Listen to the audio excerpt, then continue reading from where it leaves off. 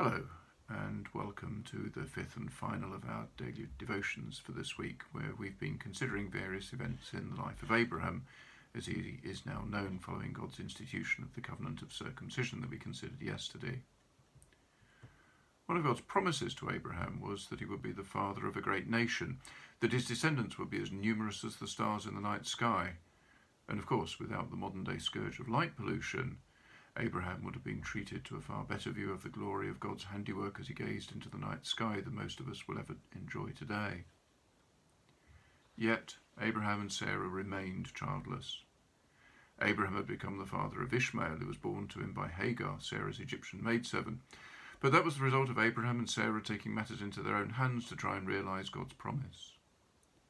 In purely human terms, the prospect of Sarah having a child of her own were, in terms of our own human understanding, impossible. Abraham was nigh on 100, Sarah about 90, but old age was to prove to be no barrier for God, and eventually, just as God promised, Sarah gave birth to a son. For those of us who have been blessed with children, there is perhaps no more precious thing than holding your newborn child for the first time as you marvel at the wonder of their creation. No wonder then that the psalmist writes in Psalm 139, "For you created my inmost being. You knit me together in my mother's womb. I praise you because I'm fearfully and wonderfully made." Now, at long last, after all those years of waiting, Abraham and Sarah have been blessed with a child who was the fulfilment of God's promise to them. The shame that at the time was associated with childlessness had at long last been lifted from Sarah. How Isaac must have been loved and cherished by his parents as he grew up. So it must have come as an enormous shock to Abraham when God said to him, "Take your son, your only son whom you love, Isaac, and go to the region of Moriah. Sacrifice him there as a burnt offering on a mountain I will show you." We can only begin to imagine what must have gone through Abraham's mind as he mulled over that command from God. Irrespective of the sheer horror of the command to go and offer his only child as a burnt offering, here was God, the one who had promised Abraham descendants as numerous as the stars in the night sky or grains of sand on the beach, telling him to go and sacrifice his only child with no realistic hope of having ever any more children. We don't know, Genesis doesn't tell us, if Abraham tried arguing or bargaining with God or trying to convince himself that God really didn't mean what he'd said. But what we do read in Genesis chapter 22 and verse 3 is that early the next morning, Abraham got up, loaded his donkey and set off with two of his servants and his son Isaac.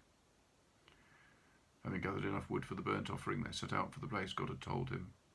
It's clearly a fair distance away from where they were camped at the time, for the journey took 3 days, and on the third day Abraham told the servants to stay with the donkey while Isaac went to worship. Given that Abraham loaded the wood for the burnt offering onto Isaac, we have to assume he was probably 10 or so years old, clearly capable of walking up a mountain bearing quite a lot of wood with him, whilst Abraham, a very elderly man, carried the knife and the fire as they make their way up the mountain to the place of sacrifice. Perhaps you can begin to see parallels with a much later sacrifice, one which took place in Jerusalem, one which began with the victim having to carry not the wood for the burnt offering on his back, but the cross on which he would be crucified. We also have the significance of it being 3 days' journey away as well, and the 3 days that Jesus was in the tomb. As they journey onwards, Isaac asks Father where the lamb is for the sacrifice, to which Abraham answers that God will provide. And I can't even begin to imagine what must have been going through Abraham's mind as they journeyed to this dreadful place. Again, we have the parallels with the crucifixion here, as God the Father looks on as his only son is led to the place of sacrifice. I shudder as I reflect on the events that must have taken place on the mountaintop as Abraham builds the altar and then binds his only son and laid him on the altar on top of the wood, and then reaches out and takes the knife to slay his son. It is at that moment that the angel of the Lord calls out to him from heaven, "Abraham, Abraham, don't lay a hand on the boy, do not do anything to him. Now that I know that you fear God, because you have not withheld from me your son, your only son." And it's at that moment that Abraham spies the unfortunate ram caught in a thicket, and he offers that as a burnt offering instead of his son. The Lord had indeed provided. And having seen Abraham's absolute commitment to him, God speaks again. I swear by myself, declares the Lord, that because you have done this and not withheld your son, your only son, I will surely bless you and make your descendants as numerous as the stars in the sky and as the sand on the seashore. God tested Abraham in a way I hope none of us will ever be tested, and Abraham obeyed God. As we saw earlier in the week, Abraham didn't always believe and trust in God, but here he shows absolute commitment to God. As we've already considered, we find deep parallels in this account with the crucifixion, where God allows his only son to be sacrificed, except that this time there's no angel crying, "Stop." God gives his only son to die as the perfect sacrifice to pay the price for our sins.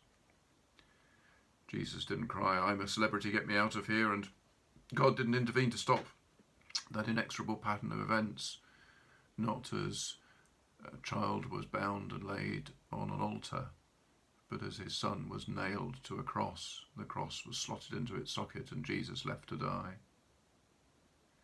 So great is God's love for us that he was prepared to look on as sinful mankind crucified his son, railed against him as he hung there, whilst Jesus was utterly obedient to his Father's will. In the face of such love, what is God challenging us to let go of in order to better serve and love him, the one who was prepared to give everything, even his only son, so that we might have life in all its fullness?